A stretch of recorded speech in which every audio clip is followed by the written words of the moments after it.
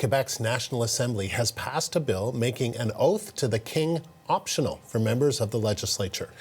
The François Legault government tabled the bill on Tuesday, with all parties agreeing to fast-track it. 3 members of the opposition Parti Québécois were barred last week from sitting after refusing to swear the oath. Ironically, the bill has received royal assent. Questions remain whether the bill is even constitutional. For more on this, we've reached Frédéric Bérard. He's a professor at the University of Montreal Law School. Frédéric, welcome to the Rundown. Thank you. What's your reaction to this bill being adopted?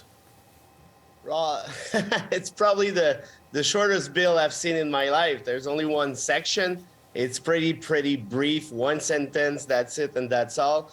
I'm not sure that this bill is constitutional. It might be, but there also might be some concern about it in the sense that, is it Section 45, which says that the National Assembly can do it by itself, or it's more Section 41, which says that unanimity is necessary to amend anything that could affect the charges of the King. So if that's the second case, then we could think that the bill is unconstitutional. Okay, so do you remember, just you can paraphrase, but what is the sentence, or what is the one sentence? Well, I do have it in French because, as we know, as you might know, we don't translate things in English anymore in Quebec since Bill 96. But the sentence in French is something like section, and I can translate it for you if you like. Section 128 of the Constitutional Law of 1867 does not apply to Quebec. That's it. That's it. And so from that, you don't have to swear allegiance. So these PQMNAs don't have to swear allegiance to the King. They can just, do they swear allegiance to the people of Quebec? Who are they swearing allegiance to? Well, we don't have a clue. There are no other sections within the bill itself. Might be the rules of the National Assembly at one point that give more details about it, but as of now, this is what we know.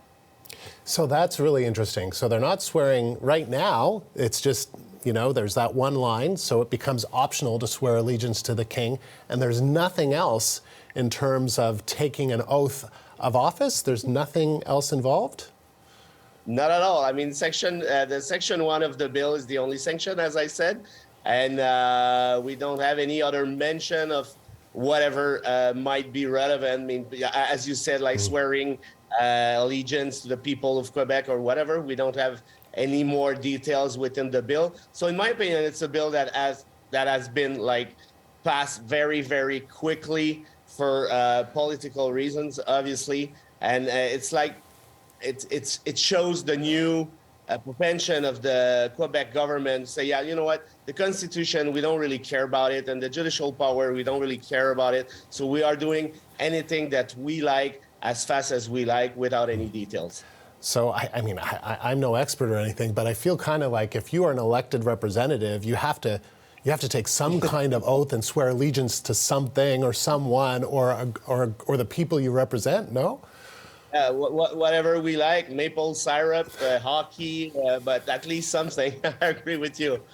So, do you think that this could end up in the courts, where someone will challenge it and say, "Hey, wait a second, this isn't good enough"? Yeah, well, we need somebody.